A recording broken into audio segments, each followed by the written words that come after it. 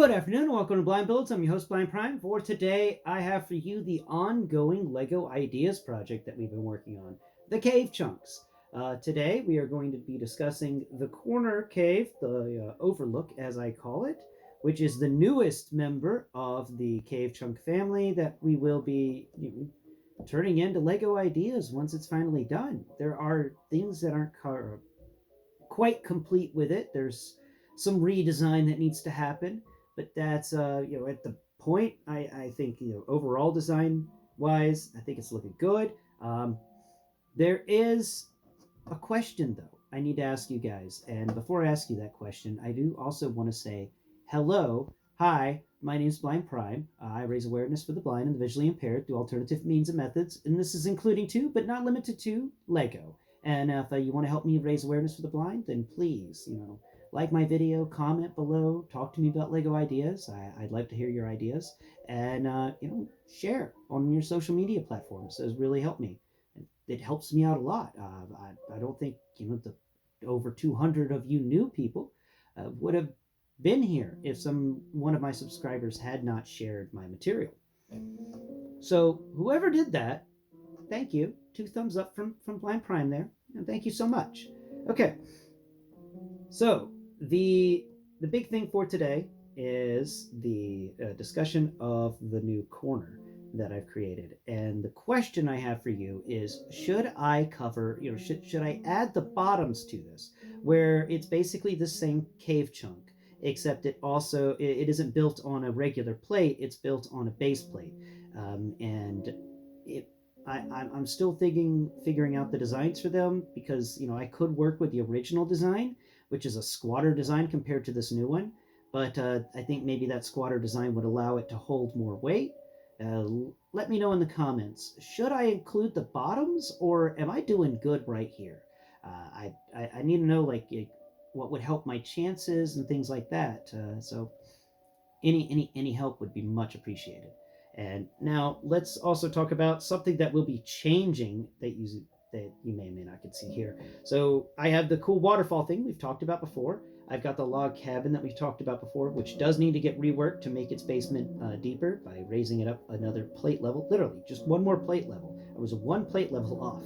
I gotta fix that. And coming over here though, after reading the terms of use and the bylaws and stuff for the Lego Ideas project, that tree fell off. Hey, stupid tree. This stupid biodegradable plastic. It's cool for the environment and all, but it sucks for my trees. Okay, so this piece here that I'm pulling up now is my basic topper. It's just a 16 by 16 green plate with put on top of mills, and there you have it. It's the basic topper. But for the Lego Ideas, I learned that when I turn this project in, I won't be able to touch it for many years. And that means I can show pictures, but I can't sell anything. And this one is too easy to make, in my opinion. If I'm going to conventions and stuff, I intend to bring these cave chunks with me. Not these specific ones that I will be turning into Lego Ideas, because I won't be allowed. I mean, I can bring them for show, but I will not be allowed to sell them. So I most likely won't be bringing them for show, because I don't want to damage them or risk accidentally selling them. So no. But I would want to bring toppers that are just a simple 16 by 16 green base plate or gray base plate or any color base plate on a mill structure. And there you have a toppers. And I don't want I want to be able to sell this type at the conventions. So I'll be changing it up. I haven't decided what I will be changing it up into, but I have a lot of circular pieces. What if I made a well? That would be neat. Little well structure. You figure out if I can get a rope and a little bucket, and then I can have it drop down into the cave below. Now that actually, now that I'm saying it out loud, it's a good idea. We're gonna figure out how to do that. That's what it's becoming. And it's no longer going to be a green thing. It's going to be a working well. We're going to put a working well in here with a little bucket and a little string, and a little bucket can go all the way down to the bottom, and then you can spin it all the way back up. I think I have a fire hose weird piece that spins that may actually be appropriate for that. So cool. You help me out. Oh. I put the light there so that it would so that it illuminate the interior of the cave, and I forgot it was there, and it's warm, and I touched it with my hand.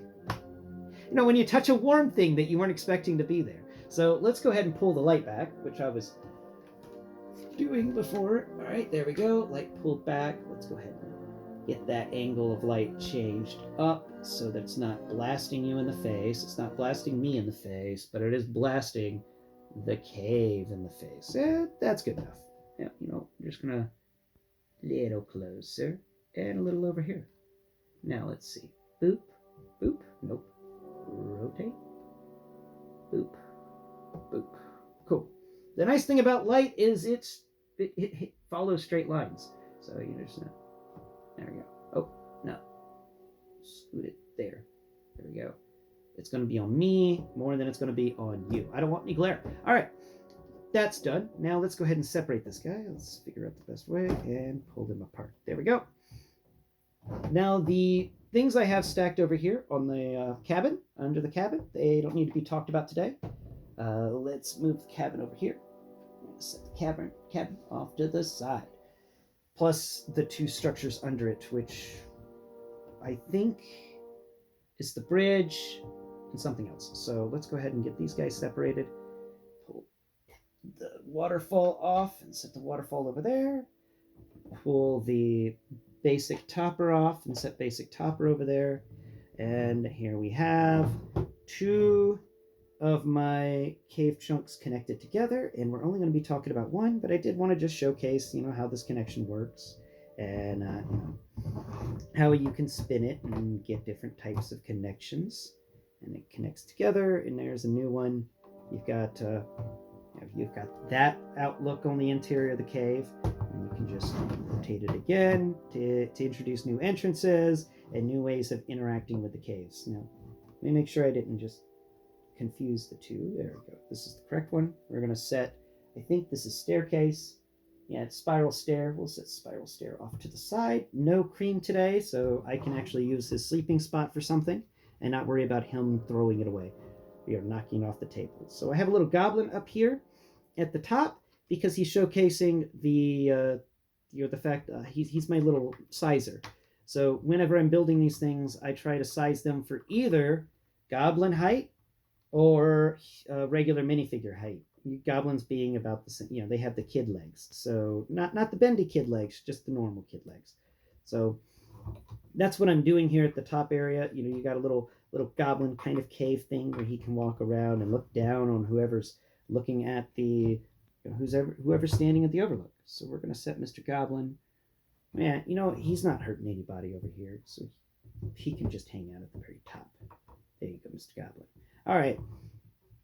Now, what I have here is a corner piece. By corner piece, I mean this is a cave chunk designed to only have entrances for minifigures at a certain number of corners. Like the lower corner, it's have entrances. There's one entrance. I can count them as 1, 2, 3, and 4 entrances. 2 on one side and 2 on the other. Only one on one side, and then on the other side with the big mountain chunk, we have a cave entrance to the little walkway with all the bars and stuff. The little fence. And then we have here is the interior, the hollow section of one of those bottom mountain chunks. That they did the bottom mountain, and you could have the smaller top mountain piece, and you stack them together. So I took the bottom one because I like them, and I turned it into this little area where I was thinking about putting a treasure chest or something, and then that little area would butt against where did I put staircase? Here you are. Come here, staircase. Now, that little area will butt against staircase. So staircase could have the this section here where we've got really nothing but this one little window. This one little window right there. There's stuff on this side and higher up. But on the corner, that would mostly be taken up by this cave. You just have that one little window. So you can literally just have a little window that looks into that cave area. And that would add darkness to a piece of your cave. There would just be a window into darkness there, and I thought that would be a cool idea. Or And these things I didn't even really design. I was just designing each independently, and I have fun trying to figure out how they mesh with each other. Like I get ideas and then I just roll with them. So we roll over here, we rotate this guy around, and this entrance is wider. So this entrance will actually cover pieces of the entrance to the walkway that goes to the overlook and the back of this mountain chunk. And I think that's kind of neat too. You can have a way to slip into the back of the mountain chunk, but that also kind of gives a very thin T intersection where a little Y area, so that minifigures that you have exploring can either go one way or the other way, and one way will literally lead to a dead end, like that mountain chunk ends. So they squeeze into that, and then they squeeze all the way and realize there's nowhere else to go. Or they can squeeze into this much thinner spot, or climb over it. Actually, there's a bigger hole, so they could climb over it, and they could get into a wider area. It's fun how these things interact. You can spin them in all sorts of different directions and have the back of that mountain be accessed, but nothing else in the cave chunk be accessed. This side's perfect. So the entryway to the staircase is actually perfect for the mountain chunk. And now the entryway to the staircase isn't an entryway to a staircase. It's the staircase goes down this long spiral staircase to get to maybe a treasure chest that you put in here or something. And then you can have the cabin on top of this, because the cabin has a trap door in its basement that would lead to the staircase, and that's where the adventurers that live in the cabin hide their loot. They could hide it inside this little cave, and you can make that little story with this section. Now, I'm going to set the staircase over here off to the side again, and to the cat zone, because there's no cat today. And now let's really get into talking about this. It was fun seeing how it interacts with a couple of pieces, but mainly you want to know about what this is. So there is a huge negative zone in this one. You can kind of look through it. It's supposed to symbolize the fact that caves have these ravines that just go straight down, and I've built a few of them into here. Actually, I think with no exceptions, every one of these cave chunks is going to have a bit of a ravine to it where it just goes down into something else. And that's to symbolize the openness of caves. I want anything that's on the lower side of a cave. Like, if I were to take this cave here and we were to decide to stack it on top of staircase here. So we'll stack overlook corner on top of staircase, and rotate staircase just a bit to match those areas. There we go. And hey, what? Okay, there we go. Just gotta get it right. There it goes. Cool. Now, look. If you can see that, that's what I'm talking about. That's the depth that you can get from this stuff. So what I was designing here is more ways to gain depth. Wait, here's the staircase. Come here, corner. Keep trying to get away from me. All right. So that's what I was doing with that ravine. I was making it where when you stack these things, you get a really cool fourth dimensional model. You can look all the way through it. Now on the side here, we've got a little area where minifigures can walk around. There's an old fence line, like a safety fence, because that's a big ravine.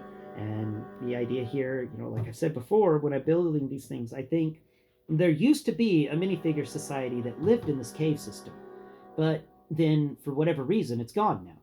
And now we have, adventurers and stuff coming into this cave system. Maybe they're just simple kids from Hidden Side who are just wandering in because it's a deep, dark, spooky cave. Or, it's archaeologists or something like that. Whoever it is, minifigures are coming into this cave system looking for things, and they're finding these old fences. They're finding places where there's been collapses done. So I tried to put in areas where different rocks would erode away, like this little corner. I'm very happy with. Comes up to an edge tile, a little slope, and then there's nothing, and then there's another slope to kind of be like what rock was in the middle there eroded away over time, but what was above and below it has been okay. It was a sturdier stuff, and that's what I've been trying to do with all these caves. I've been trying to make it seem like there's sturdier rocks in here, and then what wasn't sturdy is just been it's been taken away with time, or critters have gotten through it.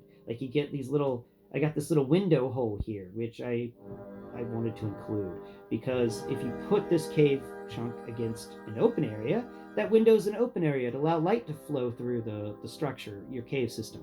Or if you put it against a flat wall, then that just adds depth to this corner, to this little wall section. There's a little section that's got some depth to it. You can do things with that. I think it looks neat. So that's what I've got going on here with the corner. Big open area, you can put a few minifigures in, but I made sure that the actual floor here is at different levels, as if there's a floor tile missing, or it's just been eroded away through time. This is an ancient structure. It's got pieces missing, and there's other pieces that just were never there to begin with, or you've got instances like I did over here of this is an entrance, but that wasn't an entrance, because this wall chunk may have been bricked up once as just a regular part of the wall, but it's obvious something took it out. And because of the sloped bricks in here, you get the impression that this walkway here must have exited out through the other corner, the corner that opens directly into the ravine. But there's been a landslide there. There's been some sort of rockfall. And all you're left with is these slopes to kind of symbolize the fact like there's nowhere to go there. And obvious, some adventurer in the past took it into their own mind to break open this side to get an exit going into a different area. And you can tell stories like that as you spin this thing around and combine it in different ways. You can create your own tale. You can create your own unique cave system. So I hope that you've enjoyed today's video on the final part in the quadrant, or the 4 that are necessary to create what I consider a mountain chunk. Now, I once again ask the question of you: should I do the bottoms? Should I actually build the bottom chunks that we would stack these on top of? They would not have plates underneath them, so they could not stack on top of each other. They would all be solid bottoms too. And that would be the question. Should I do that? And then an engineering question, because, I don't really have a big engineering background. I just like to build things. So the engineering question I have for anybody out there with engineering skills, would it be smarter to make the bottoms shorter so that, to try and get them to support more weight? Or is that a stupid question? Asking in ignorance there, but thank you all so much for watching today's video. I hope you've enjoyed the show. It's this one's meant more for the people with vision who just want to see how a blind person designs something. But to all you people without vision, if this becomes a Lego project, then I'll try to figure out a way to do some videos just explaining the build, just walking you through it. But it's my hopes that that there won't really be much instruction with this, and it's more on the line of here's how to build a cave. So we'll look into that and try to come up with it. We're in the beginning stages of this Lego Ideas project, and I think it'll just be running all year as we slowly but assuredly fine-tune this bad boy into something that is worth 10,000 votes at least. So thanks again for watching. I hope all of you have had a wonderful day today. Don't forget to go out and take some time for yourself to have a fun and a laugh. You deserve it. Everybody deserves to laugh at least once a day. It's important to find a laugh in your life. And next week I'll be coming at you with more stuff. I'll be covering detritus from Legacy Evolution, and hopefully I'll be covering the Hiss Techno Viper and HMS unit. Thanks again to CCSs for that wonderful contribution to this channel. Until next Prime, thanks again. Bye-bye for now.